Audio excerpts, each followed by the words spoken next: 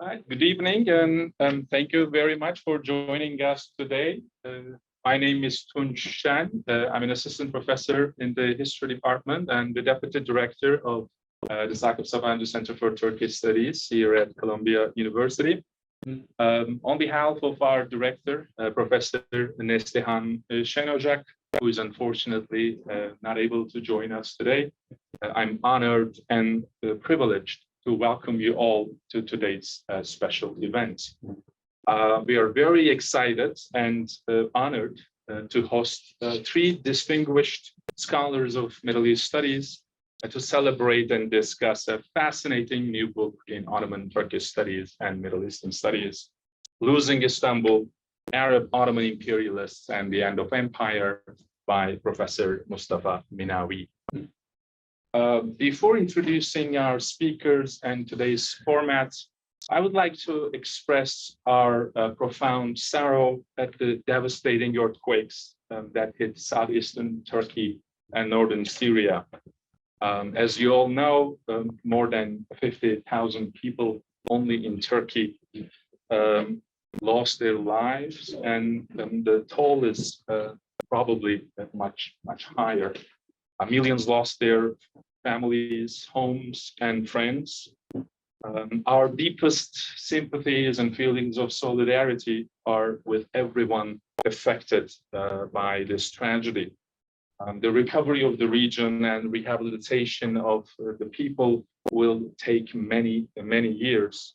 Therefore, I would like to ask you to consider supporting the relief and recovery efforts in any form you can and through any organization you trust. So today, we will first hear from Professor Mostafa Minawi about his work and how he came to write a book on some Arab Ottoman elites from the final chapter of Ottoman history. Professor Minawi is an associate professor of history and the director of critical Ottoman and post-Ottoman studies at Cornell University. He received his PhD in history and Middle Eastern and Islamic studies from NYU. In his research, Professor Minawi tackles questions about different forms of imperialism in the Middle East and Northeastern Africa at the turn of the 20th century. His widely acclaimed first book, The Ottoman Scramble for Africa, Empire and Diplomacy in the Sahara and the Hijaz, was published in 2016 and later translated into Turkish. Losing Istanbul is his second monograph, and his third book, already under contract with Stanford University Press, and tentatively titled Ottoman-Ethiopian Relations and the Geopolitics of Imperialism in the Horn of Africa and the Red Sea Basin, will uncover an untold history of Ottoman imperial ambitions along the Red Sea coast between 1878 and 1918.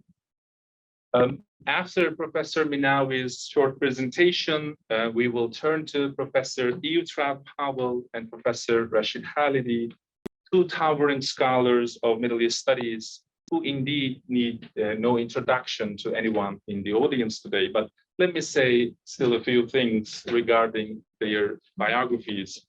Professor Powell is a Christopher Brown Distinguished Professor of History at the University of Pennsylvania, where she teaches the history of the modern Middle East and the history of slavery in the Nile Valley and the Ottoman Empire. He is the author of A Different Shade of Colonialism, Egypt, Great Britain, and the Mastery of Sudan, that came out in 2003 from the University of California Press, and most recently held us in my memory stories of enslavement in Egypt, Sudan, and the late Ottoman Empire that came out in 2013. She also co-edited The African Diaspora in the Mediterranean Lands of Islam, published in 2002. Professor Powell has received numerous fellowships, including those from the American Research Center in Egypt, Social Science Research Council, Institute for Advanced Study in Princeton, and Radcliffe Institute for Advanced Study. And in 2003, she was named the MacArthur Foundation Fellow. Professor Powell is now working on a book about the visual culture of slavery in the Middle East, a book that will explore the painting and photography about African and Circassian slavery in the late 19th and early 20th centuries. And Professor Rashid Khalidi, my esteemed colleague in the Department of History, is the Edward Said Professor of Arab Studies. Professor Khalidi is, without any question, one of the leading scholars of contemporary Middle East and also the founder of Palestine Studies.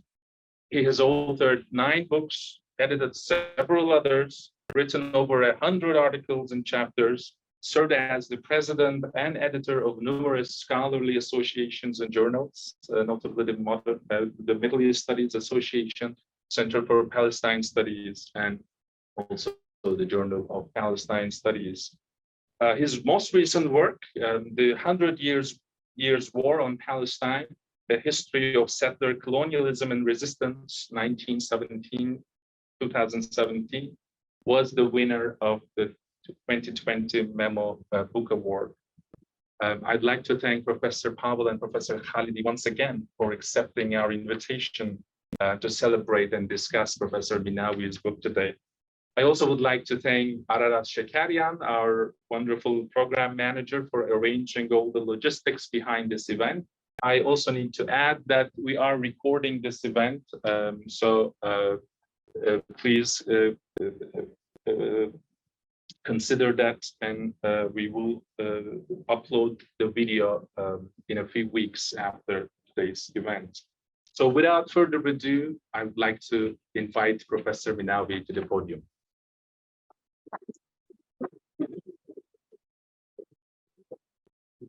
Thank you. Thank you very much, Tunç, for this very, very generous introduction. I, of course, want to thank the Sakib Sabancı Center for Turkish Studies. Ararat, thank you so much for arranging this. Of course, Tunç and the director, Professor Shanojak, who is not with us today. I really want to thank both Eve and Rashid for agreeing to read the book and discuss it with me. I'm humbled and really, truly honored. So I'm just so excited about this. I've been looking forward to this for a very long time. So thank you so much for agreeing to do this. What I'm going to do right now is not necessarily summarize the book for you. What I'm hoping to do in the next 15 minutes or so before we start the discussion is give you a feel of what the book is about, give you a feel of what Istanbul felt like at the end of the 19th century, beginning of the 20th century, the trauma that the people that I will be talking about went through, and the more argument-based interventions I'm hoping we will talk about during the discussion period. But for you to be able to join in, follow the discussion, if you haven't read the book, I'm hoping that this kind of framing of the book will help you. And to do that, I'm going to be reading. So forgive I'm going to be reading because I know that the book is fresh, and also it's my book. So which means I'm going to go on tangents and tell you about all of the wonderful things that I think are in there, but that not necessarily are of interest to you. So instead, I'm just going to stick to the script as much as possible.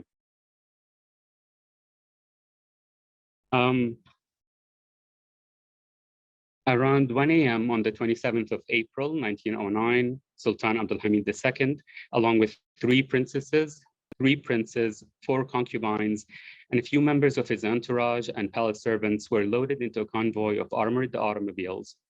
While the people of the imperial capital slept, the Sultan's convoy slowly made its way to Sirkeci, the last station on the European railway system, which terminates a short walk from the church-turned mosque, Hagia Sophia, and the old royal residence and center of the Ottoman dynasty's power for many years, the Topkapi Palace. So, the Sultan's convoy was flanked by members of the cavalry with foot soldiers lining the sides of the street. When they arrived at the station, the Sultan and his companions boarded the train in almost complete silence. Within minutes, it took off under the cover of darkness, destined for Salonika, but would be the deposed Sultan's residence until 1912. It was said that Sultan Abdulhamid tried to take one last look at the walls of the city he lost, but it was difficult with the curtains on the train windows tightly closed. However, one of his young sons was able to sneak one last look through a gap in the curtains with sadness in his eyes. Now, this is a very dramatic retelling of the last night that Sultan Abdul Hamid had in Istanbul, at least until 1912. That was reported, that I took from an Arabic language newspaper in Beirut reporting about what's happening in Istanbul.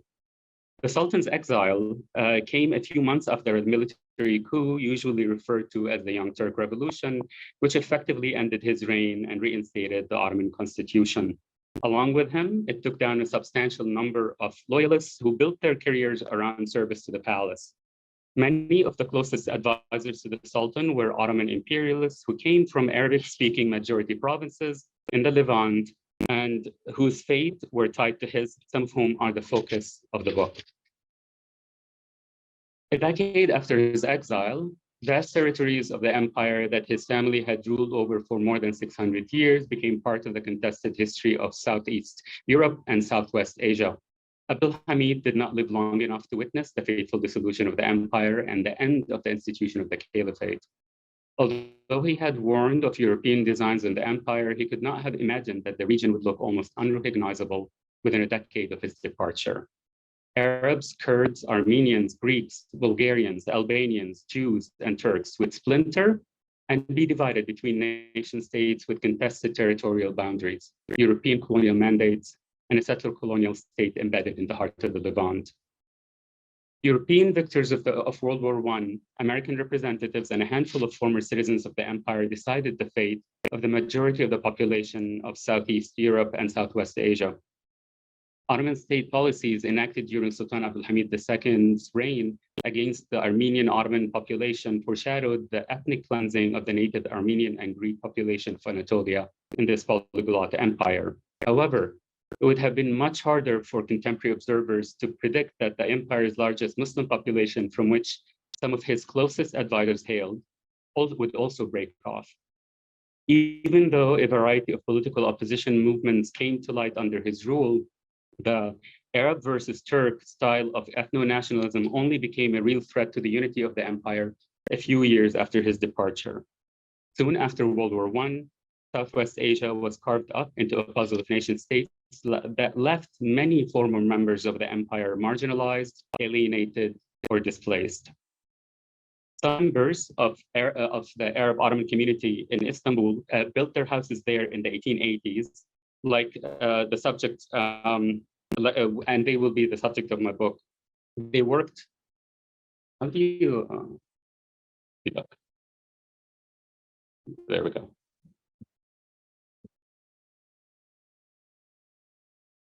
So they worked for the Yildiz Palace in various capacities and deeply identified with Ottoman imperial rule. They held on to the possibility of an alternative future for their children under the large tent of an imagined, diverse, and inclusive Ottoman state until their hopes were dashed with the collapse of the last Muslim imperial rule in the region. Losing Istanbul, and this is basically the table of contents. I've only highlighted a couple of sections from the table of contents here for you to read. I'm not going to go through it. The rest hopefully will pop up during our discussion, but these two chapters highlight some of the more controversial parts of the book that I'm hoping we can discuss later on. So what I'm going to focus on in the 15 minutes is that I'm going to talk about the voyeuristic side of losing Istanbul. It's a voyeuristic level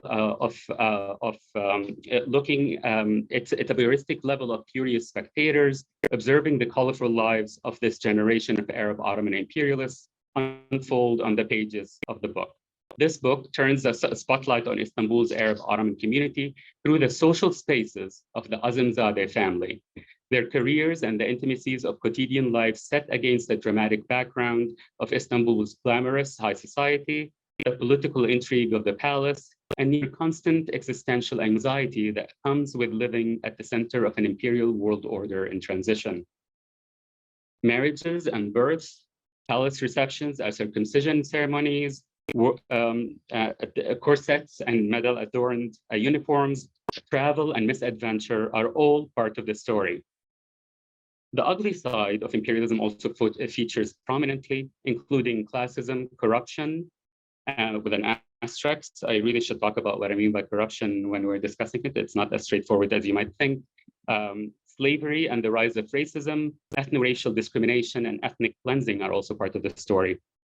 The goal is to give the reader a street-level understanding of the experience of the last 4 decades of an ailing empire through the eyes of a small community of Arab Ottomans in Istanbul that identified with an idea of an Ottoman Empire all the way until the end. Collecting the pieces of the Azimzade's social spaces, I attempt to construct an intimate history of global events through public and private experiences of the last 4 decades of the empire. I argue that they embodied the trials and tribulations of the empire they identified with, whose strengths and weaknesses were refracted through their careers, and whose loss meant the end of a community of Istanbul. And I really should emphasize this. This is not the Azimzades of Damascus. They are Istanbul for generations. Istanbul Arab Ottomans imperialists, the very last generation to be born under Ottoman rule, where their children and grandchildren, old enough to remember living in imperial Istanbul, but young enough to have a post-Ottoman afterlife in the new geopolitical reality of the age of the nation state. The penultimate Ottoman generation was one that experienced the internal centralization efforts of the Hamidian administration, major defeats and territorial losses in the late 1870s, desperate and often violent efforts to silence any perceived threat to the rule of the Ottoman dynasty, the second constitutional revolution, and finally, a fleeting alternative possibility of a 20th century inclusive Ottoman citizenship that transcended ethnic and religious hierarchies of the past. This generation was as comfortable being in Beirut, Damascus, or Sofia as they were in Istanbul. They skillfully negotiated the multilingual world of the late 19th century imperialism, allowing them the opportunity to advance their careers as palace bureaucrats, diplomats, and policy advisors. They lived a life of privilege. Again, this is another thing it's a caveat. I'm talking about a very specific community that did live a lot of privilege, as opposed to, there's many, many different Arabs that lived in Istanbul for many generations. I'm focusing very much on people that worked for the palace and lived a ridiculously privileged life all the way till the end, until the switch was turned.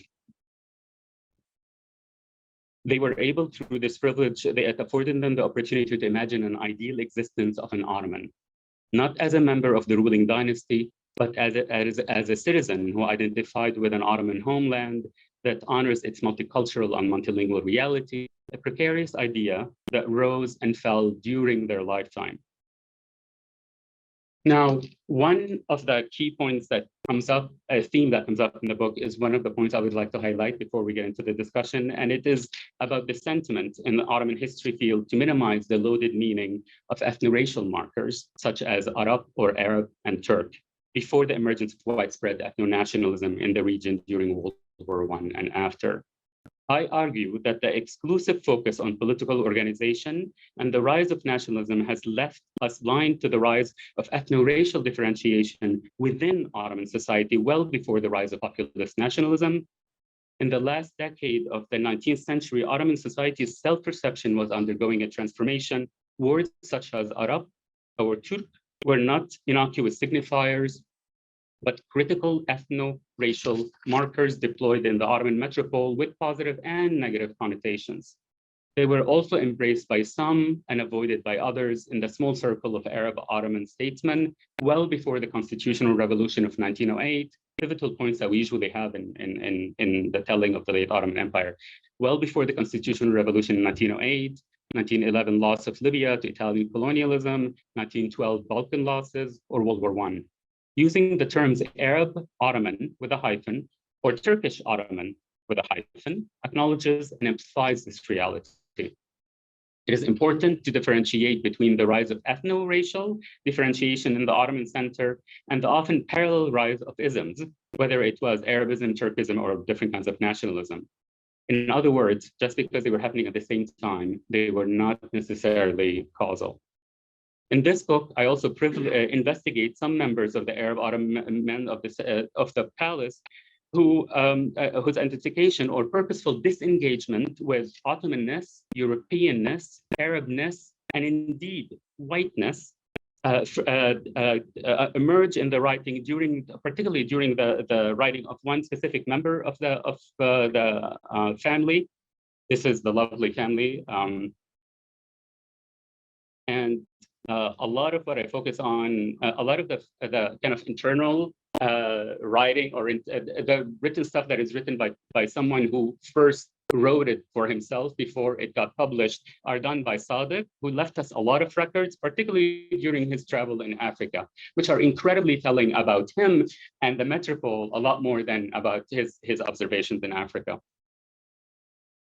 So let me repeat this. I investigate this Arab-Ottoman man of the palace identification or purposeful disengagement with Ottomanness, Europeanness, Arabness, and whiteness from his writing during his travel in Africa, Europe, and while accompanying European royalty in the Levant. I highlight his response to the European gaze on the Orient, as well as evolving understanding of his subject position in an imperial world order. I put his habitus, or their habitus, in conversation with historical events of that period and the textual and pictorial works that Sadiq and his entire family left behind.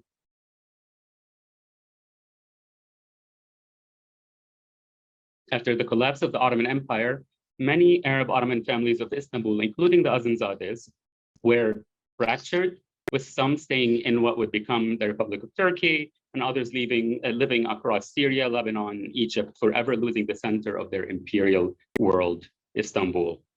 Now their descendants live across the world, but they trace their background to the Azimzades of Istanbul or Al-Azims of Syria, two names for the same family.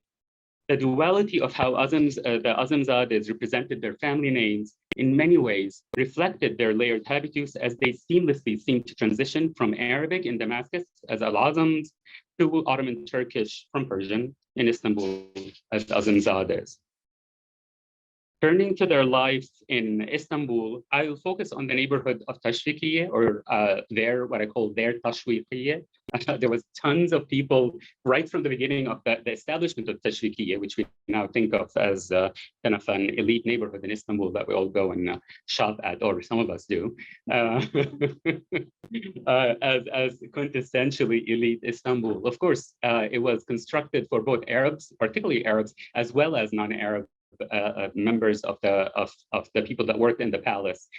I gave a talk in Istanbul that I called Istanbul as an Arab city, and there was a disaster that happened in the talk because I talk about the active participation of these families, Arabs and non-Arabs, but particularly a lot of people that are not necessarily Turkish, who made Istanbul what it is today and what we enjoy today, which is I try to highlight in this text. They lived in multi-story houses, konaks, on one of the main streets in Tashvikiye, like many other bureaucrats and military officials who worked in the offices of the Yıldız Palace and the Sublime Porte. Their konaks were offered to them by the palace. That's an example of a konak. It's not actually his, it's not theirs did not, I don't have any pictures of theirs. What I do have, however, is the location where one of the brothers had their, for real, there's a Louis Vuitton one there, which is, sometimes I put up this picture and people are like, why do you have a Louis Vuitton? Where the Louis Vuitton, if you're familiar with Tashvikiye, is where Shafiq's house used to stand. Where they were offered to them by the palace. They were part of a history of privilege in the unique neighborhood connected to the royal court since its establishment in the first half of the 19th century. This neighborhood truly came to life after Sultan Abdulhamid II moved to his new residence, the Yıldız Palace in 1876, built on a hill opposite to the one where Tashvikiye stood or stands. Tashvikiye was the perfect location for the who's who of Istanbul, a short walk from the military college, Harbiye. I don't know if you can see this map very well. Where the sons of Shafiq and Sadiq would also go for their higher education. A 20-minute walk or 20-minute tramway ride further down the Harbi Boulevard puts them at the top of the Grand Rue de Para in Beyoğlu, the principal arts and entertainment district. Going in the opposite direction, a short carriage ride from Tashvikiye stood the Yıldız Palace complex. The Yıldız Palace was not only the residence of the Sultan and his family, but it employed many of the residents of Tashvikiye, including Shafiq and Sadiq and their sons later on. Now, I'm just gonna conclude. I hope I gave you a sense of their privilege, a sense of their kind of like their habitus within this small neighborhood over a period of 40 years that we're gonna detail a little bit more. But what I wanna conclude with is this. The Azimzadehs were not unique.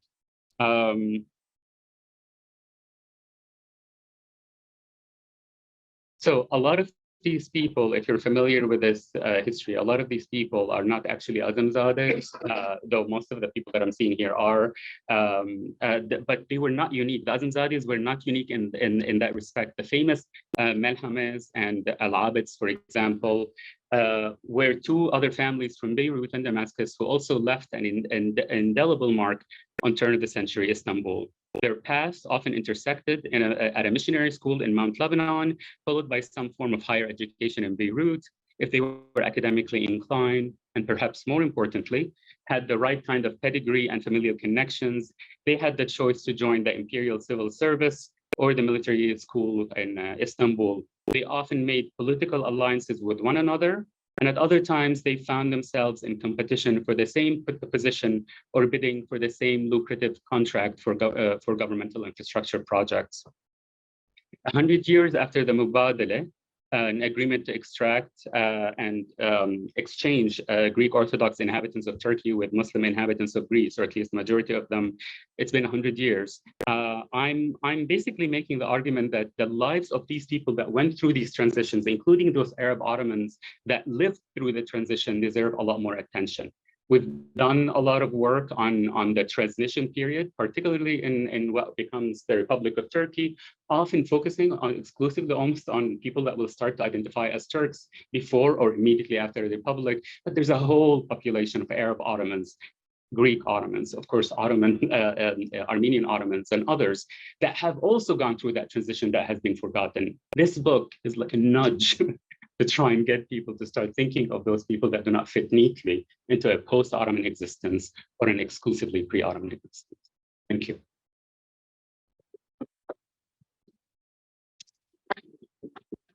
Well, thank you so much, Mostafa. So I'd like to invite even Rashid.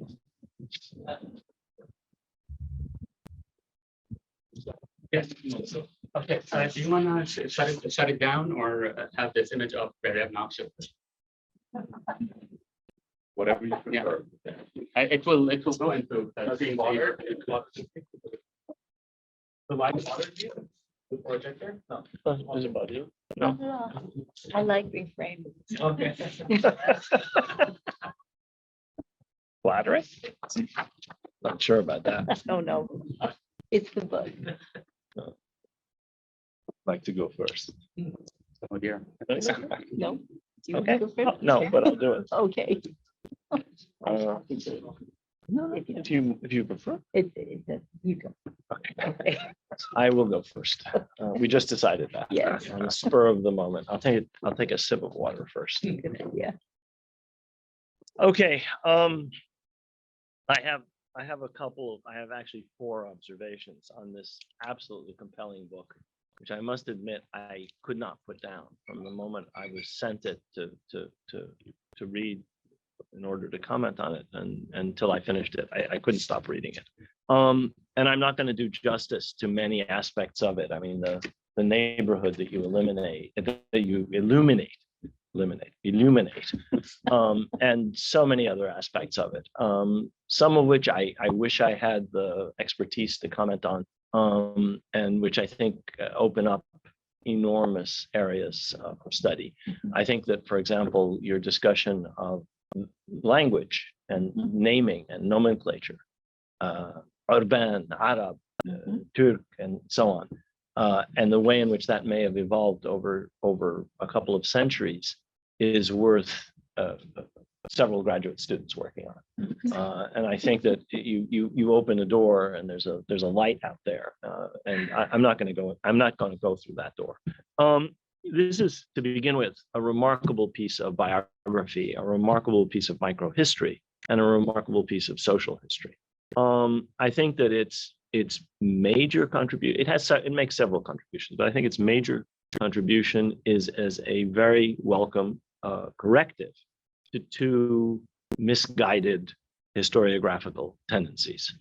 The first is to see Ottoman history through a modern, mono-ethnic, nationalist lens as no more than a prologue to the history of the Turkish Republic. So everything that came before is just, this was pre-Turkey, now we have Turkey, Turkey's reality, and then we read back Turkish history into everything that precedes it. That's one misguided historiographical tendency. The other, which is equally narrow and equally nationalistic, is to see the history of the Arab countries with only the most limited reference to the 4 centuries when these regions were fully integrated parts of the Ottoman Empire. I'm going to touch on the term Ottoman Empire and the idea of empire, but I warn you that I don't think that word means the same thing in every context. I don't think this is an empire at all like a lot of empires which we may be thinking of. And I'll come back to that in a minute. And when I say fully integrated parts of the Ottoman Empire, I mean fully integrated in a way that India or Algeria never were and never could be in the modern seaborne Western European empires. I'll come back to that in a minute. But I think that this is really the main contribution of this book. It has makes many contributions, but this is one that I truly love. Both of these misguided tendencies reach back into history and falsely attach modern national labels to aspects of what was a transnational, multi-ethnic, dynastic, and religiously legitimated political formation. It was not a national formation. And so however you understand Ottoman, you cannot understand it as pre-Turk. I mean, for whatever the importance of the Ottoman language, whatever the importance of whatever Turkish ethnicity meant in the 18th century or the 16th century or the 19th century. And in this, I think the book is fully respectful of those realities. I think that through Professor Minawi's portrayal of the career paths, in particular of 2 members of this family, Sadeh al-Azam and Rafi al-Azam, or Azamzadeh, as they called themselves in the Ottoman imperial context, and as he calls them, I think correctly throughout the book, and through illustrating how well embedded these individuals and their children were in Istanbul, Professor Minawi shows how deeply involved Arab elites were in the governing stratum of the empire. And in this, they're characteristic of other elites drawn from other parts of the empire, whether Greek elites or whether Armenian elites or Kurdish elites or Turkoman elites or whatever. I think that through this wonderfully detailed attention to their careers, he shows how profoundly imbricated, in specific case of Syria was, and to a certain extent, the Arab provinces were in this multi-ethnic state. And I think that in doing this, he follows in the footsteps of fine historians like Christine Filiu, my former colleague, now at Berkeley, Michael Provence, my former student, in helping to break down some of the nationalistic silos in which much of the history of this region has long been confined. I think these are some of the enormously positive aspects of the book. I think, secondly, that in faithfully reflecting the choice of his 2 protagonists, Sadeh Azamzadeh and Rafi Azamzadeh, or Rafi al-Mu'ayyad Azamzadeh, which I think is an indication of some differences between the way they self-identified. But anyway, I'm not going to go into that. In reflecting the choice of these two protagonists to identify with the Ottoman elite, and thus to utilize throughout the book the family name Azamzadeh, Professor Minawi has, I think, in most contexts, made the correct choice. So I think that is what they called themselves. I think that is how they saw themselves in this milieu. I'm not sure what they called themselves when they were back in Damascus. That's another question. I think that given the prominence of this family in the affairs of Syria for over 3 centuries, down to the 20th century, this is a choice that other historians might not have made, but I actually think he's made the right choice in these cases. Nevertheless, I wonder if the Syrian context for understanding the al-Azam family from which they came is sufficiently illuminated. For even as members of this family served in positions at the imperial center and in far-flung provinces, many others using the name al-Azam were for many decades, throughout most of the 18th century, but also before a little bit and mainly after, governors of important provinces and important regions, governors of Damascus, governors of Saida province, governors of Hama, governors of Saida, I've said Saida, sorry, Tripoli, and other parts of Syria, but mainly in Syria. And I think that that's important. As such, they were important regional political players for much of the 18th century and a local power on and off in much of the 19th and early 20th centuries. Professor Minawi, I think, correctly, and he does a good job of this, touches on the disputed origins of the family in the 16th century. We actually don't know where they came from.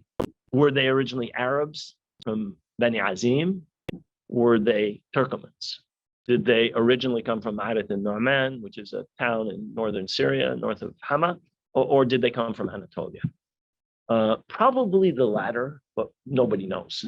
And in any case, the origin myth, which different members of the family tell, is more telling of where they were in the late 19th or 20th century than where they actually came from.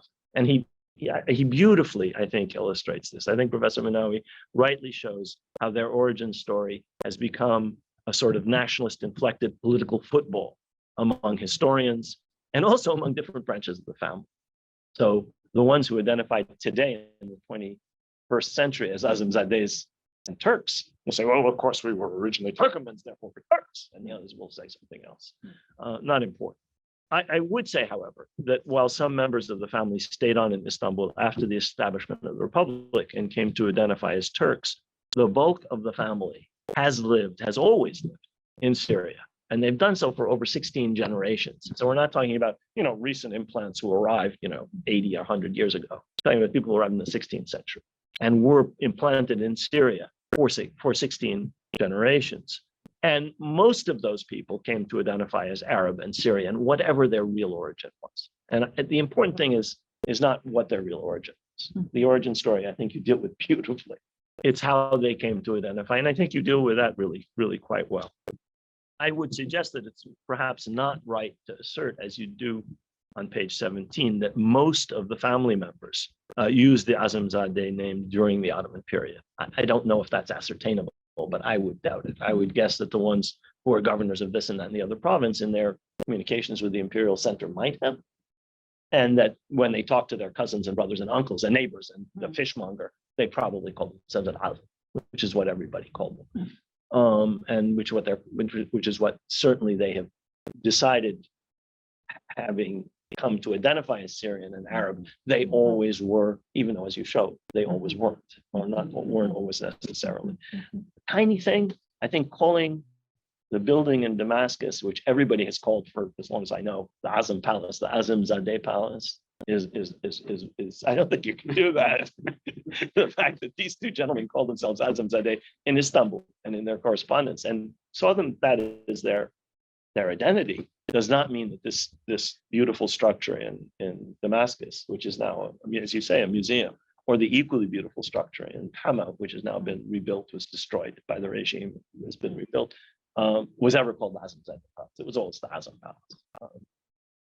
There's a minor point, which my third point, is the absence, I think, of perhaps sufficient context as to the importance of Syrian support for the Hamidian regime. This is a minor point because I think Professor Minawi does us a great service by focusing on these two individuals as examples of elites that were incorporated into the Ottoman central bureaucracy. And by emphasizing also, you put up his picture a minute ago, the crucial role of Izzet Pasha Abed, who was a Syrian, at Sultan Abdul Hamid's side. I think you do a great job with those three characters. And what you show through them is, I think, very important. But I don't think that the reader hears quite enough about, for example, the Islamist thrust of Hamidian ideology, in which many ulama from Syria, like Abu al-Huda Sayyad, who doesn't appear in your book, or many, many others in Damascus, and some of the Arab-Ottomans in Istanbul, brought there to propagate pan-Islam, brought there to, largely Syrian, largely Damascene, actually. And I think that it's a background factor, but it's context for these three guys, your two protagonists and Izzet Pasha. I think you could also mention the fact that under Abd Hamid, a key part of the garrison of Istanbul was made up of troops recruited in Syria. Now, why do I mention this? Because I think that Arab Ottoman members of the Azim family were an important part of the Hamidian regime, not just for their loyalty to the empire, or because of their merits as functionaries, or because they were, as you say, correctly, Arab Ottomans, but also because they were a crucial part of the Syrian support network for the Hamidian regime. In other words, they were important to Istanbul, not just as Ottoman imperialists, but as Syrian notables, or as people drawn from the Syrian notable class. And we find in 1908, when the constitutional revolution takes place, Damascus is not supported. That's a function of Abdul Hamid's loyalty to Syria and dependence on Syria, and Syria's loyalty to Abdul Hamid, or at least the Syrian elite, or much of the Syrian elites. And you could, I think, have emphasized that more. The final point I want to make is the book's emphasis on these two protagonists as Arab-Ottoman imperialists. I have no problem at all with your calling them Arab-Ottomans, because that is what they and many others were, including members of my own family and including many other Arab families. That's unquestionable that that's the right appellation. Both Sadeh and Rafi al-Azam were loyal servants of a state that, among other things, saw itself as and was seen as an empire. So I can understand perhaps why you might use the term imperialist. But I think that in the late 19th and early 20th century, the era of the expansion of Western European overseas imperialism, which ultimately continued at the expense of the Ottoman Empire, I am not sure whether using this nomenclature indiscriminately is not confusing. The expansion of the Ottoman Empire in earlier centuries was quite similar to that of other land-based empires in Europe and Asia, the Russian Empire, the Mughal Empire, the Safavid Empire. And it shared many characteristics with those land-based European and Asian empires. And in that, it was a specific type of imperial formation within a broader category of land-based European and Asian empires, with differences between them. Safavids were different than the Ottomans, obviously, and so on and so forth.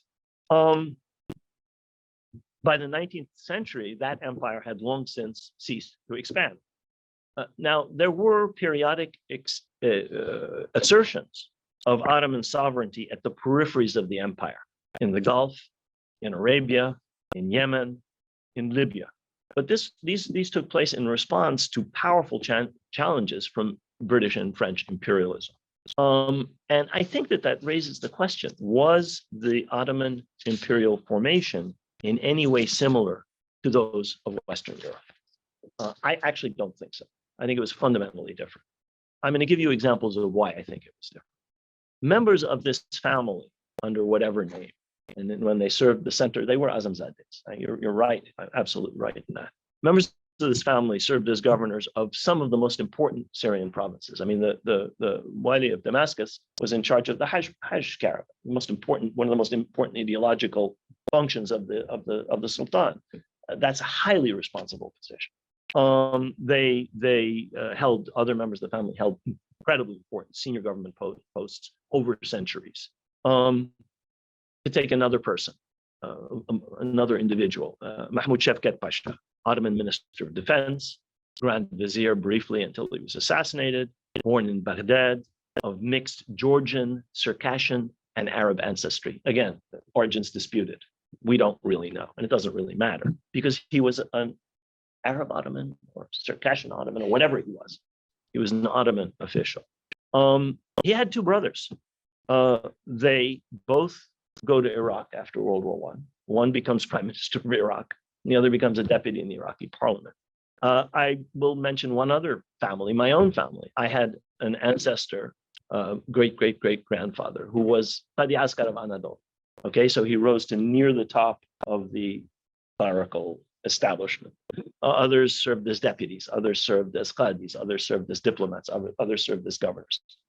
And here you have people, I would suggest, who are just a few examples of the kind of local elite that you talk about, I think, brilliantly, who retained their local roots into the Ottoman and who were integrated into the Ottoman central and regional administrations at all levels.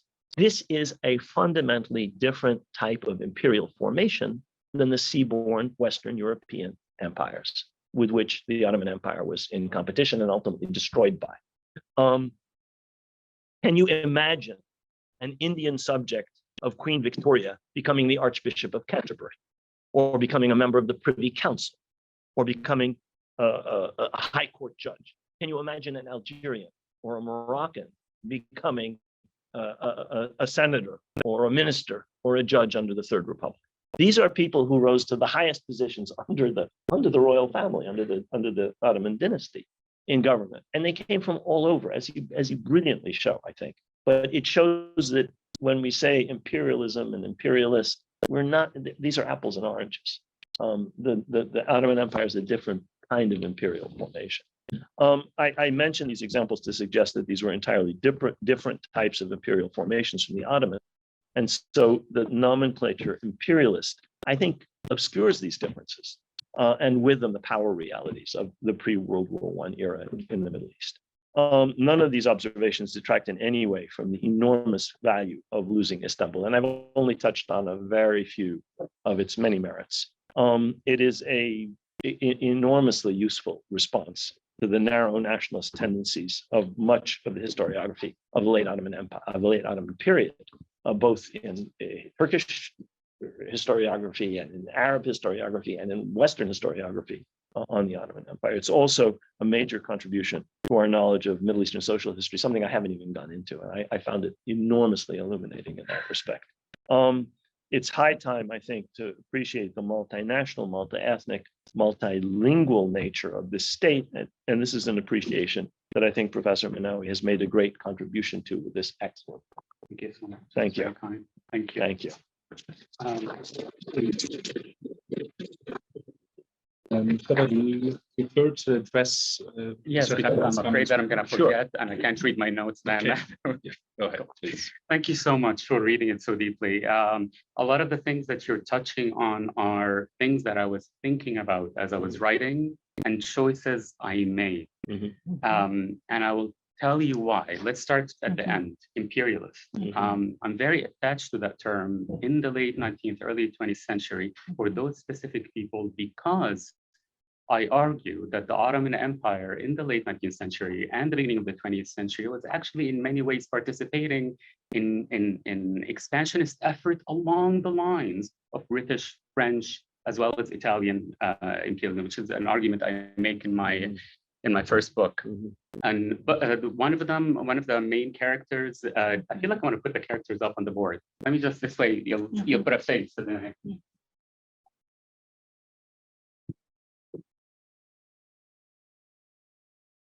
So Sadiq, a very handsome man. The whole family is gorgeous, by the way. I don't know. So the ones in Damascus too. They're they're all good looking. It's a good looking family. Now I've interviewed tons of them anyway.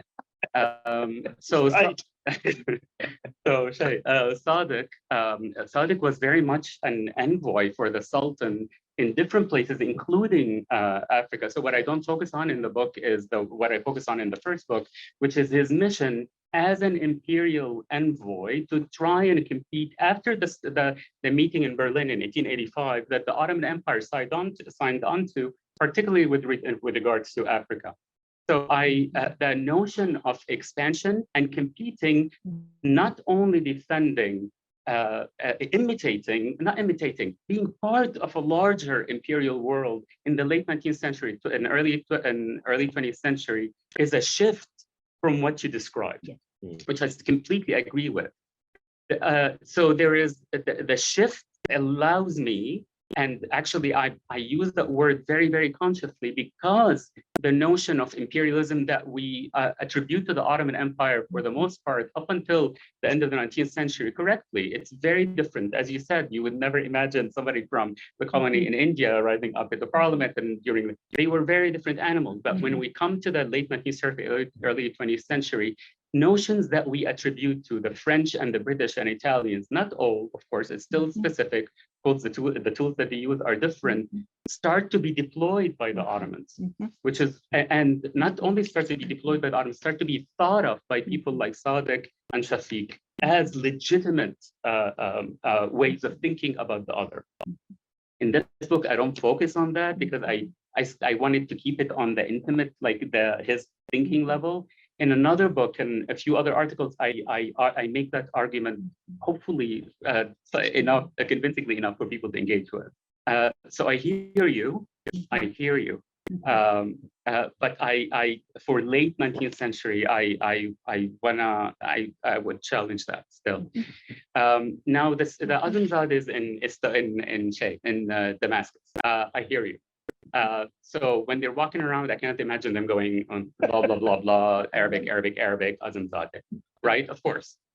However, because my focus, which I kept, it's very easy to go into territories that have been covered. By the way, like the Azimzadehs have been written about in Damascus extensively, very beautifully. Shilshir, before that Haddad, and they've written about that kind of even before.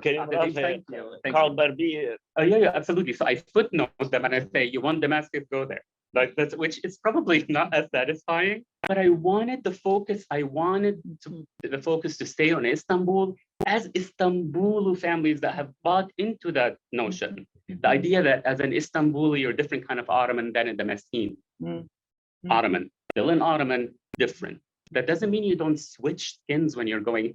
So when Azimzadeh goes to bury his mom, which is an episode I won't go into detail, of course he's a proud Arabic speaker, but it's all, there's a kind of a code switching that happens. You should have used that term. I do. You should use it more. Yes. Yeah. It's very important. No, absolutely. Very important because they had multiple identities. Very much, but the consciousness and then the weight of what it means when you have to change your muhr, your stamp, your official signature from Azimzadeh to Al-Azim, you've made a statement.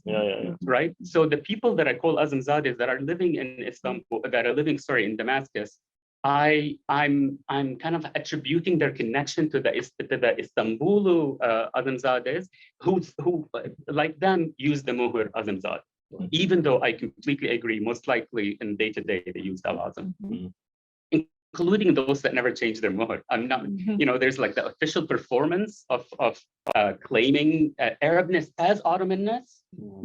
And then there is, of course, before that period, it is about being part of the official imperial system or being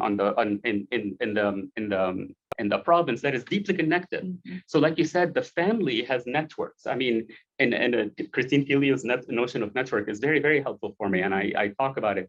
Their power, their being Istanbul would not be as powerful if they did not maintain this power network in Damascus and Egypt.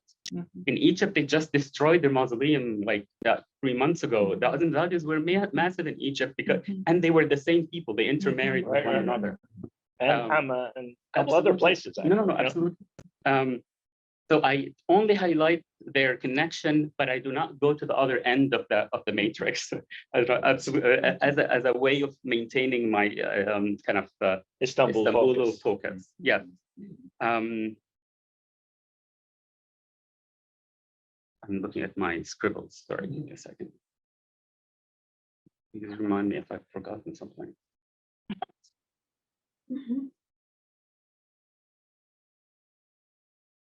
Oh, so there is a shift post Tanzimat under Abdul Hamid, an opportunity, an opening, because of Abdul Hamid's deep interest in the Muslim majority Arab provinces to try and, as of course many people have written about, like his focus is a lot of the funding, a lot of the infrastructure, projects, a lot of the schools were first built there. Like he was really focused on them, but that also allowed not just for those families to have connections while staying in Damascus.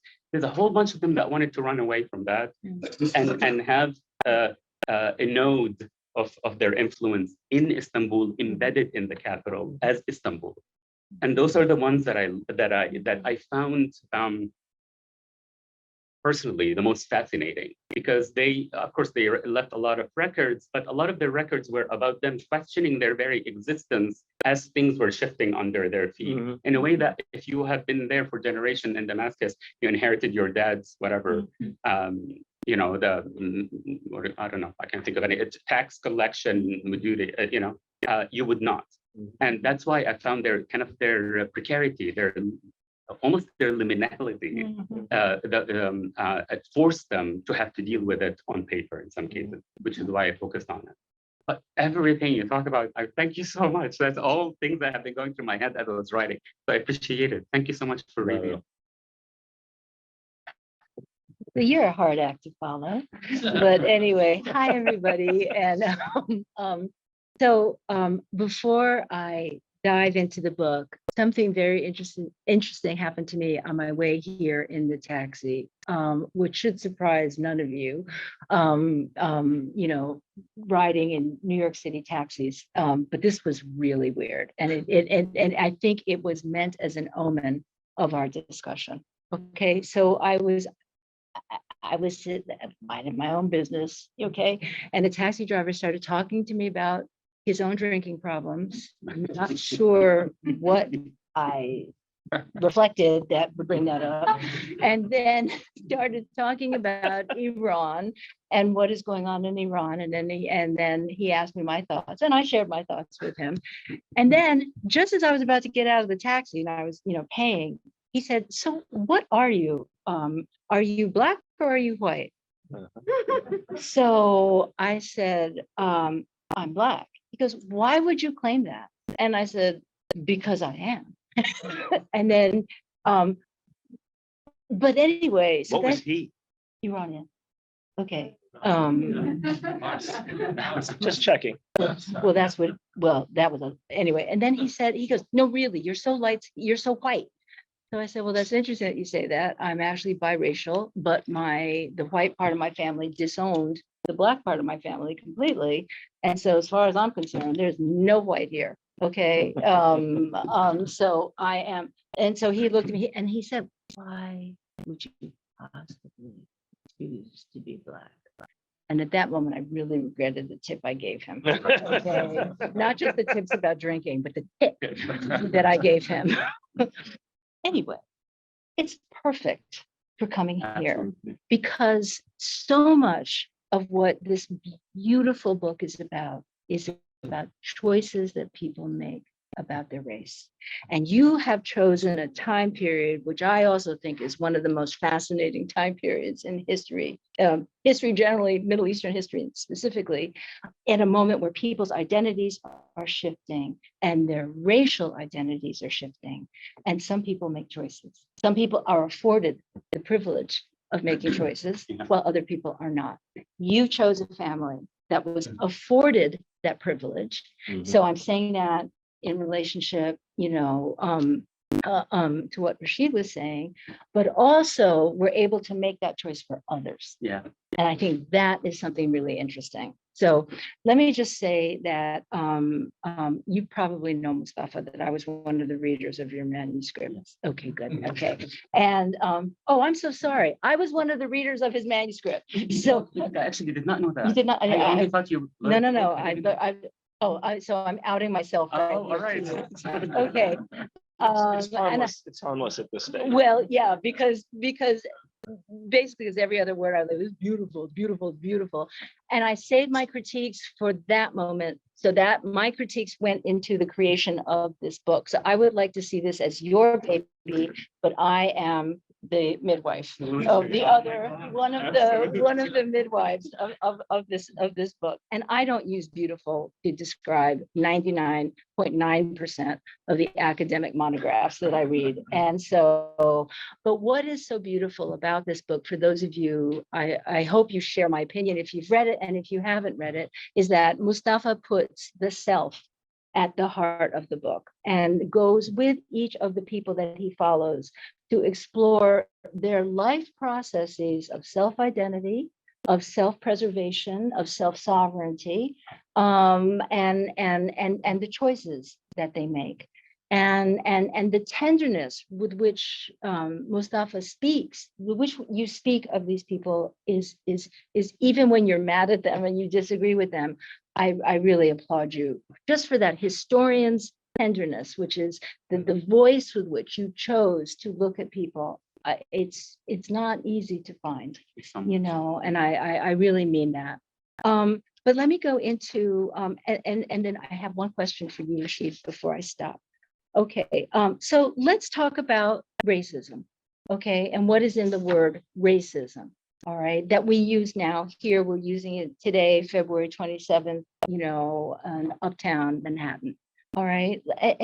And sort of, the ripples of that word. And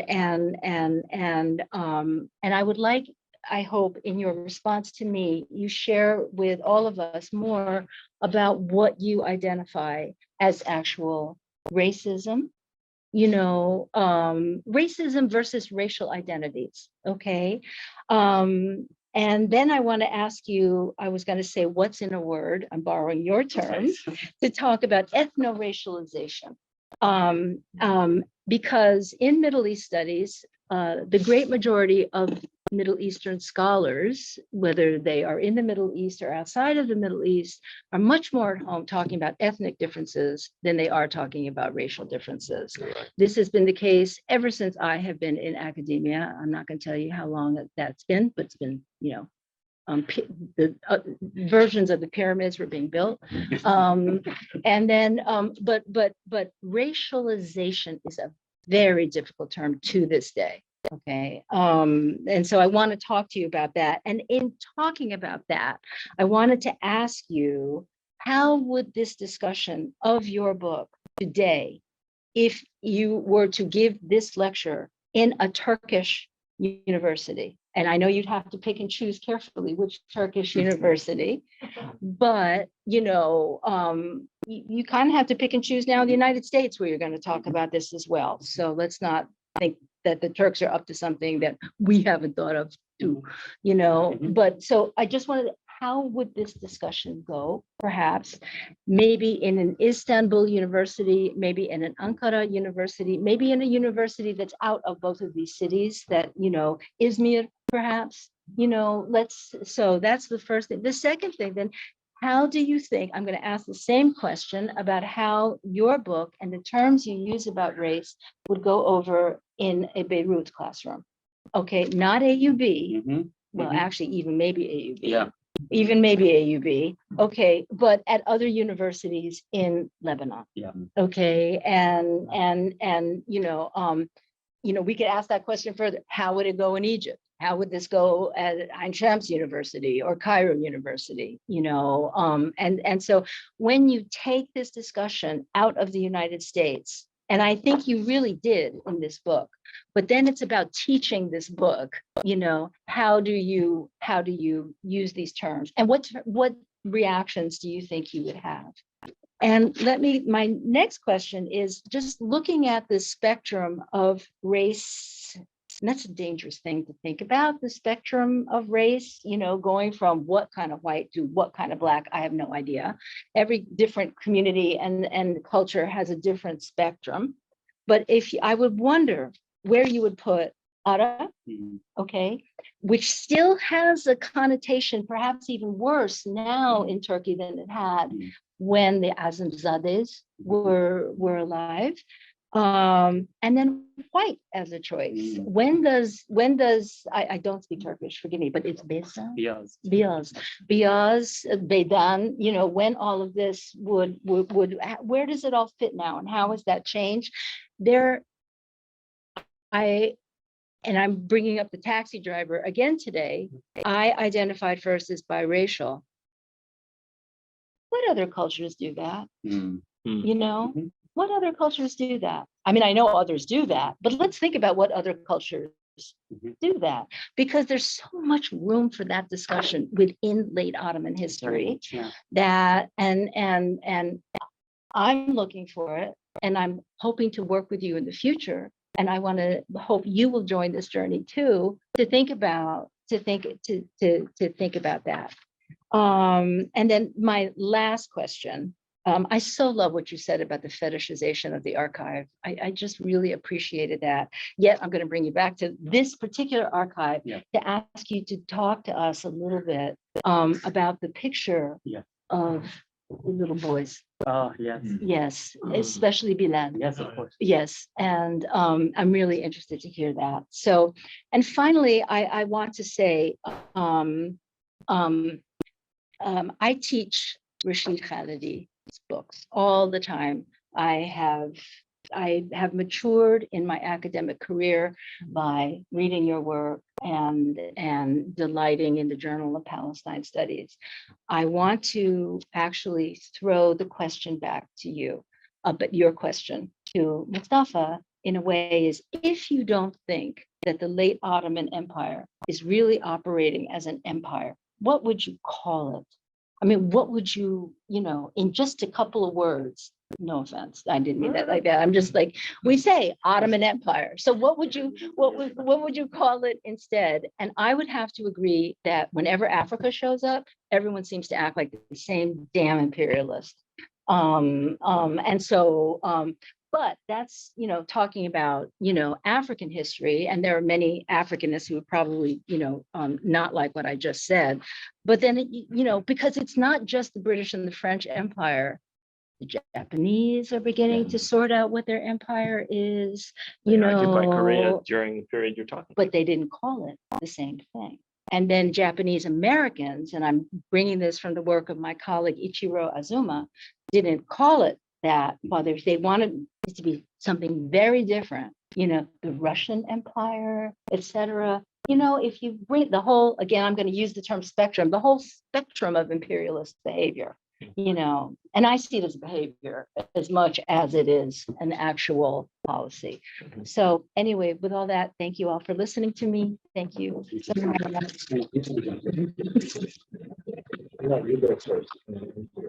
Sure. Yeah. All right. Go ahead. So Mainly you. race is such a dangerous topic to And I bear the scars. Yes. I mean, we're standing on your shoulder. That's No. so especially when we're talking about what people today would look at and say, oh, look, like he's white. What do you mean? Like, so the whole notion,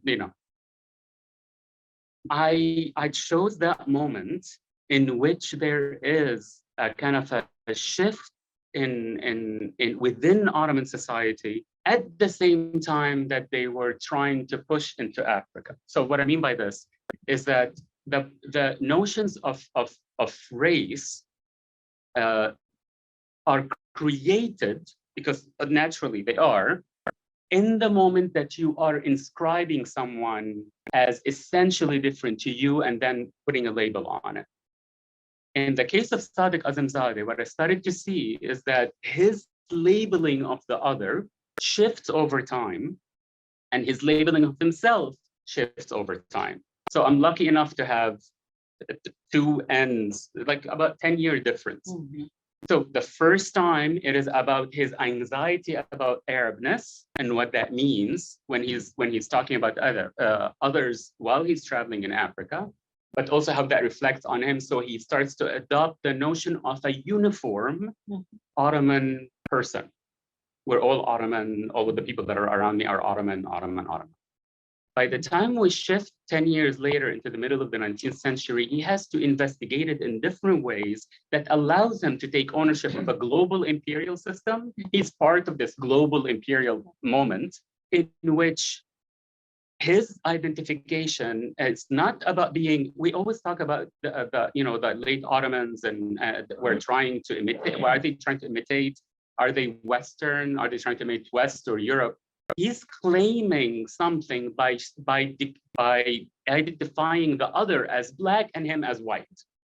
That process, that moment, which you rarely get to observe, is reflective of what's happening in the metropole, where, of course, there are a lot of people of African origin, but the connotation, the negative connotation that is associated with the term Arab as Black, because the word has a double meaning in Turkish, is reflected back on the Arabs that up until then claimed the word and it was not thrown at them as an insult. That understanding this transition really, so basically what I'm trying to say is that the transition of racializing himself happened because he had to describe others as his world was shifting. So, and that's what, so I rarely use the word race. I use the word racialization a lot because it is the process of creating this thing that is more than ethnicity, that is not about religion. We talk about religion in the Ottoman Empire as if it's the only way that the society is divided itself, right? Or ethnicity and but what I'm arguing is that people that if you look at the day-to-day life during this period where difficult choices were being made and an imperial versus an imperial power versus the rest had to identify with one group or another, the process of racialization comes home. And the ones that racialize others are at the, they're at the receiving end of it. So it is touching on very sensitive issues today. I gave the talk at Boğaziçi, I gave a talk at METÜ in Ankara, and I was very nervous because I only touched on it in the talk briefly. I don't know how many people have read the book, but we're talking about Arab Ottomans. Right. Just saying Arab Ottomans as being part of is already sensitive, right. Because in many ways, and many here might feel very uncomfortable. I've been involved. I have spent so much time in Turkey. I have been so devoted to understanding Turkey, to learning Turkish. Like I became obsessed with it as an adult and as an Arab. That I was in many cases kind of like an insider observer of what's happening and how Arab is deployed both negatively and positively and neutrally in different times at different places in Turkey, whether it is in Osmaniye, where I got the negative end of things, or of course at Istanbul once the Arab tourists started to come from the Gulf, right? So nobody can deny that there is a current element, particularly with all of the immigrants, not immigrants, asylees and refugees that live there, that kind of term gets deployed as a weapon, right? And that, so me talking about it not happening after the great betrayal, again, if you're from Turkey, World War I, the stabbers in the back, the Arabs, I mean, everybody would be like, we love the Arabs, right? Until they stabbed us in the back. Like they're stabbing and, they're stabbed us in the back. What I'm trying to say, you know what I'm talking about. I'm sorry, like everybody's like, nah. And so you know what I'm talking about. If you've lived in Turkey and passed, you know exactly what I'm talking about. What I'm trying to show in this book is that this did not happen with a flick of a switch during World War I. Yeah. It's not some story that we come up. There is a history of this coming up until we hit this moment in time. Yeah. So it's and whiteness, as anybody, of course, a lot of people have done a lot of research on the early Republican period and notions of genetics and how whiteness is proved. Iran, Israel, Turkey are usually the places where a lot of the research is done. Now go to the Arab world and talk about it in those terms. I haven't done it yet, but I'm expecting a reaction. A sharp reaction, because there is, again, the notion of an essentialized other that you are stamping with a racial category to them is always about the color. So it's about colorism. So people usually do this weird thing where they come and like, oh, let me, they do like, you know what I'm talking about. I know exactly right. What you're talking about. It just happened to me. Right. So I'm expecting that. But what I'm hoping, I'm really, really genuinely hoping with this, and it's personal, history is personal, is that this conversation gets opened up. That people in what becomes the Arab world and in Turkey and in the Balkans start to own it. The racialization of Arabs did not come because the Turks decided that they're doing it. They were involved in it as imperialists as well.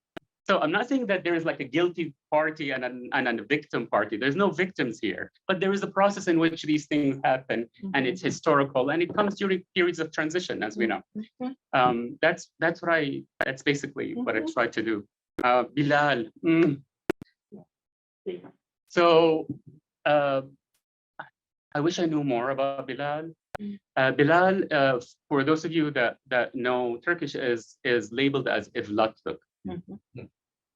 So of course, this depends on which side of So you would be someone, if you work on slavery and the evlatlık is black, you know exactly what that means. Or you don't, and you say, oh, they adopted him. Right. He's a foster child. That is the translation of it.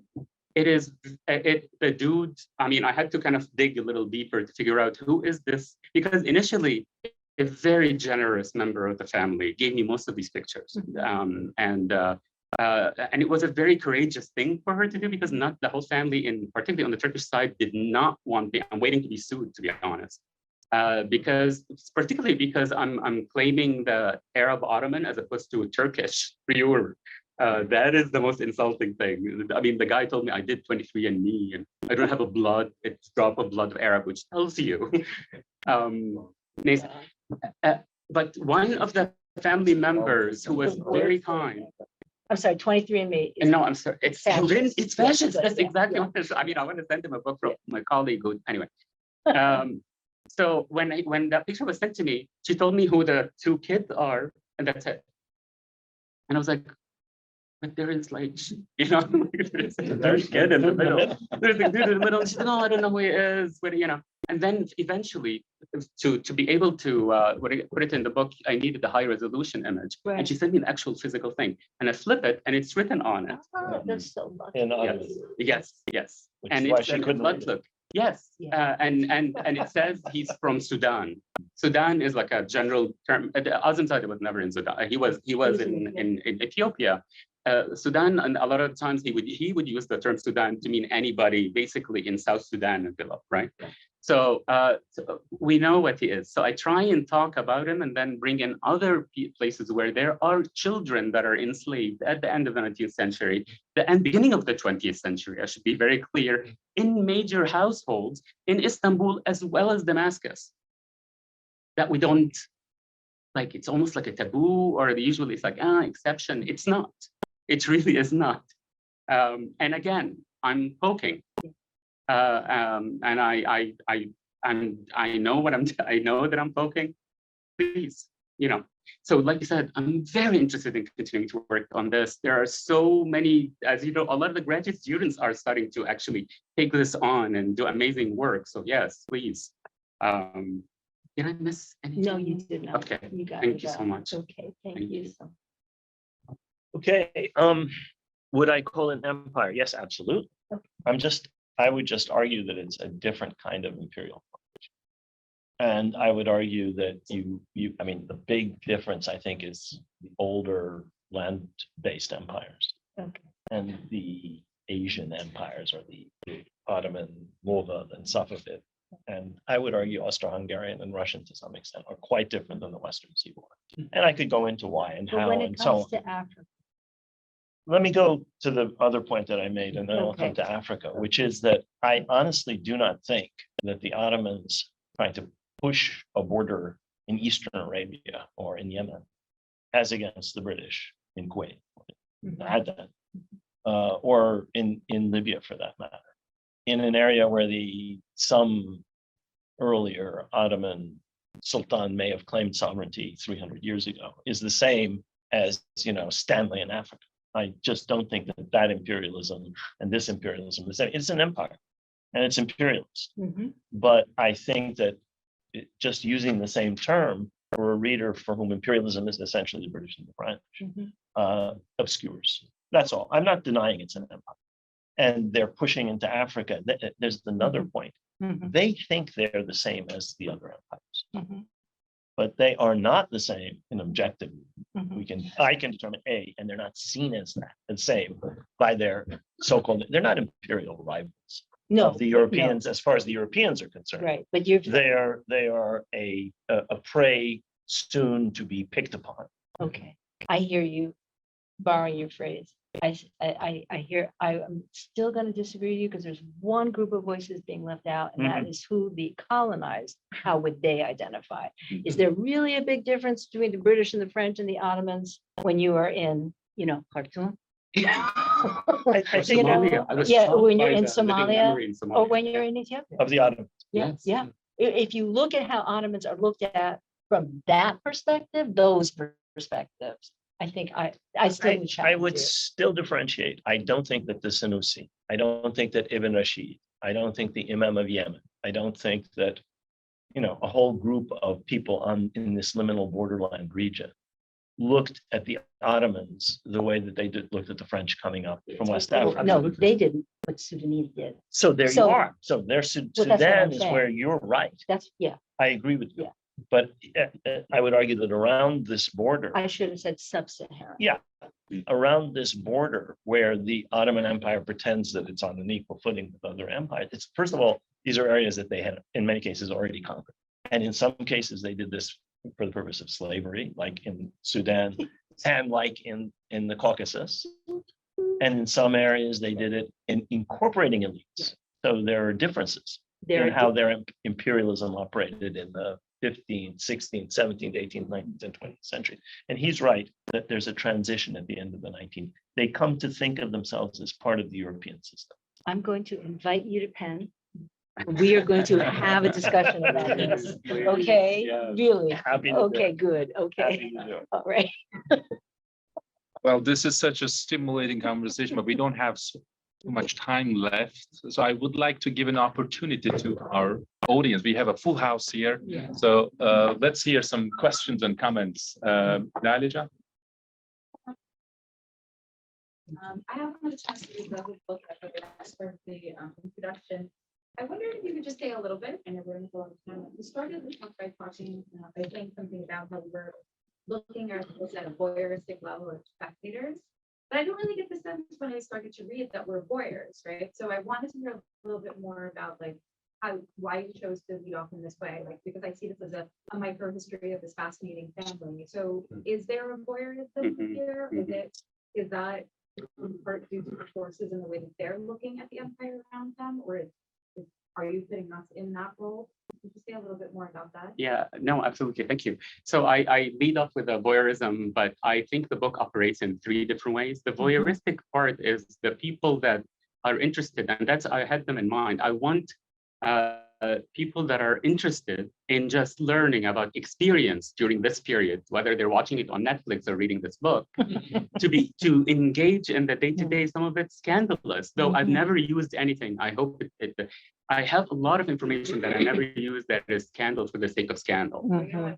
No, not just, I mean, it's not that, honestly, it's not that. It's because a lot of things that I've written would still be, depending on how you look at it. If it doesn't actually make a point beyond that, I would not use it. However, the voyeurism is for someone who is not necessarily interested in microhistory and how it operates in global history, right? Someone who is not invested in those questions that we talked about today as thematic questions, but someone who is interested in kind of getting a glimpse and experience. And I had that in mind. I did have Netflixy versions of writing about things in mind, because I wanted someone who is like my parents that are not historians to be able to get into the feel of that period. That's what I mean by voyeuristic. And voyeuristic, because remember, those people are writing and not for us to see. It's for us to, it's not for us to see at all. It's me digging all these over 15 years of like little bits of paper and pictures and interviews and so on to present it to the reader. Again, I don't expect all readers to be engaged in all of this, and that's okay. And I had to be okay with it, which is why I wrote a lot of it in that kind of, I invite you, take a look. Feel it's not that exotic. They're far and they're in the Ottoman Empire. They're not that different. They have a lot of sorrows. There's like a miscarriage and there is like scandal in the parliament. Fires. The house burns down. I mean, there's a lot of these things that hopefully will be of interest to people to make the Ottoman world in this world during a period of transition familiar to us as people who are going through a period of transition, I believe. Thank you. Can I just add a quick question about this very question Lale asked? Is there any literature, and what I mean by literature are historic novels, for example, written in late 19th or early 20th century, where some of these figures are featured? Because there are so many novels written in late 19th and early 20th century, written in Turkish, that you can trace certain Turkish Ottoman intellectuals or administrators. So I wonder whether... Do you know about Nimet? Is that who you're thinking about? So Nimet is has a complicated, the very young person, her picture was ripped. That's how it is in the archives, unfortunately. Wow. The husband was ripped out. I'm assuming that's Shafiq. He was much, much older than her when they married her. She was the widow of a grand vizier, and everybody wanted to marry her because she inherited his wealth as well as her very famous father's wealth. However, she shows up in a novel written about as a slave who find her way up. And then that actually is used in a source to talk about her as real.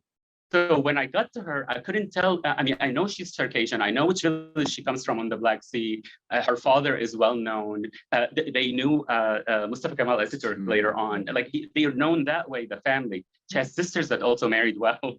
So they're part of the establishment. But her tragic story, she dies during childbirth, is brought in, and she's given a fictionalized thing in a Turkish novel of someone who's writing about her and her one of her aunts who becomes a very famous actress actually in the Republican period. She is a fascinating figure. I mean, I would have to need another 15 years just to like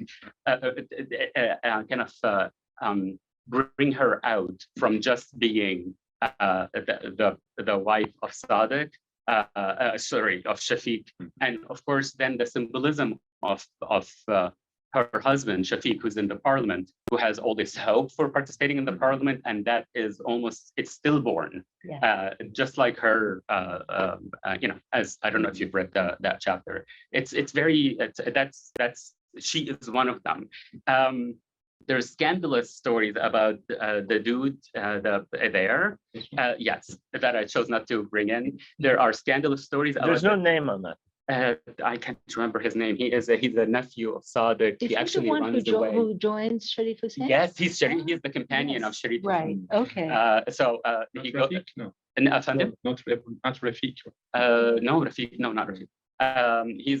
He has a fabulous story that I didn't put in, but also that shows up in other places, kind of where they kind of put salt and pepper on historical that are in Arabic as well. So that the Turkish side has all these stories that show up actually as serials in newspapers later on about the late Ottoman. They really romanticize that transition period, and of course people like Nimet shows up, but also in the Arab world he shows up as exclusively Arab. Of course, he studied in Istanbul.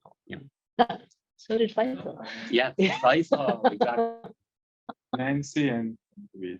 So thank you so much for this talk, and both Mostafa and Lee, thank you so much for the conversation that you've been able to open up. That said, I think as you said, Mostafa, this is all personal, and you wanted to poke, so I'm going to poke that as well, if I may.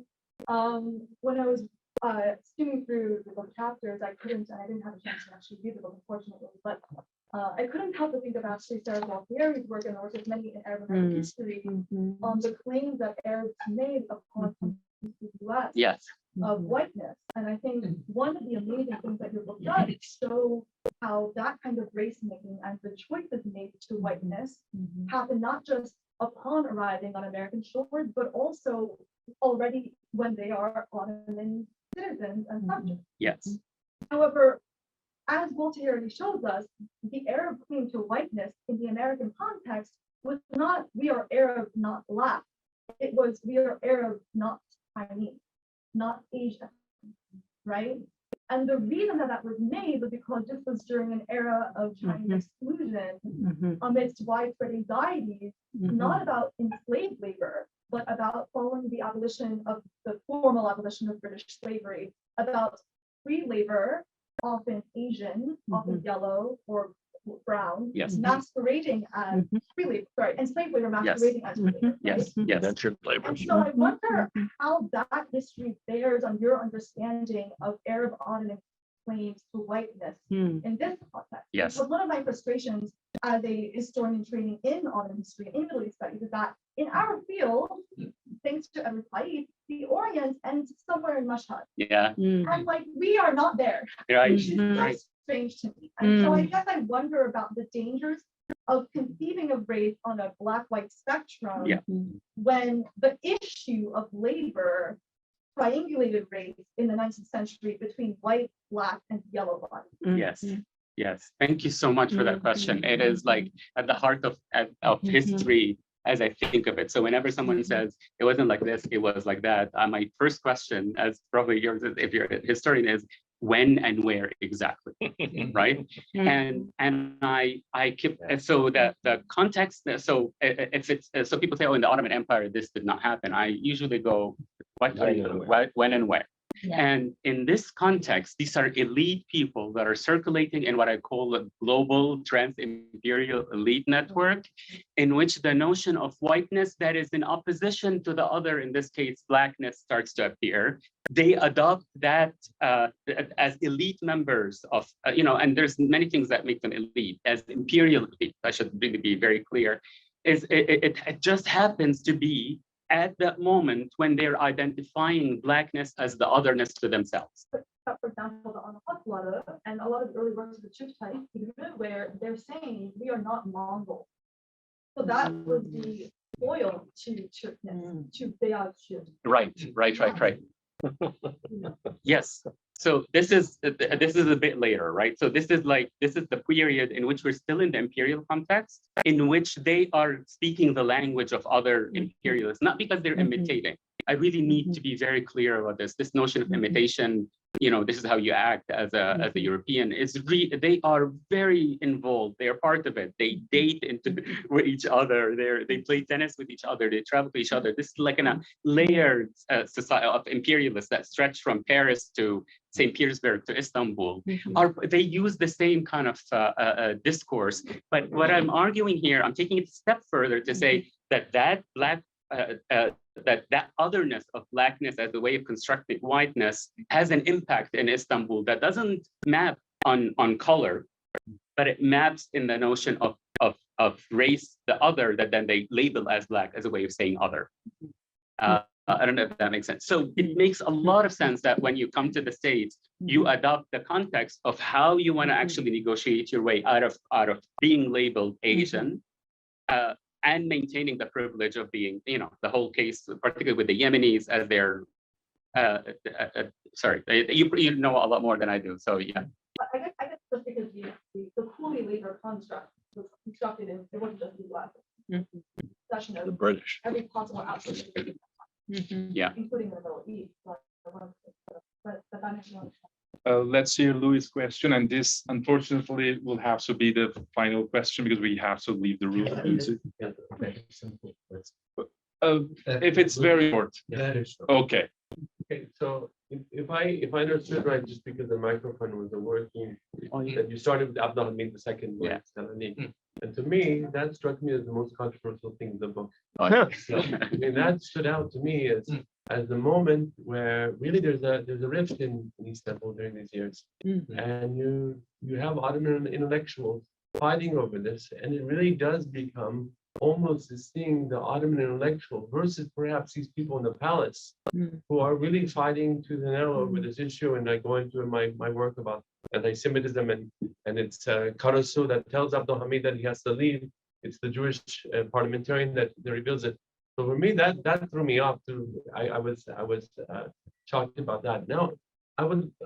So that's my question is, how does Ottoman intellectualism in this period, whether it's Ebu Ziyad Tevfik, Ali Kamal, whether it's the head of the CUP, how does that come in with their Arab identity at this moment? And then other people like Shukri al-Asli, who's hung in 1915, who was a parliamentarian, pro-Palestine, very anti-CUP. Right next to Shafiq Wahid. Yes, they're on the same. Yeah. So when the Palestinians at this period actually pro-CUP at the first years, which is interesting enough. Yeah. The Syrian Shukri al-Asli really takes Palestine as this, and then later is one of the martyrs. So how is Arab Nahda identity during this period merging together with what's happening to these people in Istanbul? So the Arab Nahda. The N word. N-word. Oh, they're N-word. I'm sorry. I heard you say that. I'm sorry. I just had to repeat it. No. Okay. I'm not gonna go into my feelings about like the mapping Nahda back, but what I would like to say is that within the same family, not just intellectual community or people that have different jobs, or intellectuals versus people that work within the same family, the split between those that decided to support the CUP and those that decided that the CUP goes against their very interest and it's an existential threat happened. Yeah. And they're up here. Very much. Yes, absolutely. So Sadiq stays with it, even though he gets demoted and it's humiliated and dies, right? Really tragically, Shafiq gets hanged. Wadia goes back and becomes a CUP all the way until even like into 1918. So, and this is within the same family. And sometimes they would actually be with the CUP, switch out and switch back in. So what I'm trying to say is that the lines were not drawn along intellectual versus palace supporters or Arab versus Turk. I want to be very, very clear about this. The fact that they are happening at the same time does not mean that they map that way. Ruhi stays with the CUP till he dies. Khalidi. His comrade in arms against Zionism, Shukri Asadi, it turns against. So you're absolutely right. No, it's just, and that's among the Arab parliamentary though. Yes. All right. My question is very simple. You talked about ethnicity and racism in Ottoman imperial state. How does the Sultan see himself? What is his identity? I'm asking to panel. I thought you said a simple I know. I was question. going to say that's not simple. It's always the most difficult That's a one. really great question. A very hard one. A very hard one. Not the experience. No, but that I was a think great. semantic way. How does I have? I mean, so the idea that the Sultan would have to worry about his racial identity isn't something. I never thought of that. The Sultan is, Sultan is Ottoman without a passport. The Sultan is the dynasty. He hovers above all this. So there is different. I can tell you for sure that the Ottoman family identifies a lot more with the Balkans than it ever identified with the rest of the empire. What? Did somebody say yes or no, or nobody said anything? I heard somebody said no, because it's the notion that there's a heart of the empire and it beats somewhere west of Sofia is something that it remained all the way till the very end. But I don't think it's. I can't imagine the Sultan have. I really don't want to hazard. I can't imagine. There's not the Sultan, there's different Sultans, right? Yes. But I think you're thinking Abdul Hamid, As an example. I think we're not giving family enough importance in this. We're thinking of nationality and race and class and gender, and obviously those things were part of his identity. But I think he thought of himself in terms of dynasty and family. This illustrious going back to Osman. I bet that's how he thought of himself first, if he thought of himself at all. I'm just guessing. I mean, what does King Charles think of himself? He thinks of himself as a member of a royal dynasty with some relationship to earlier kingships and queenships. I bet some other funky things come There's out. a bunch of other stuff. We've heard some of his views. Well, I think on this funny note, we need to conclude this very engaging panel. Thank you so much.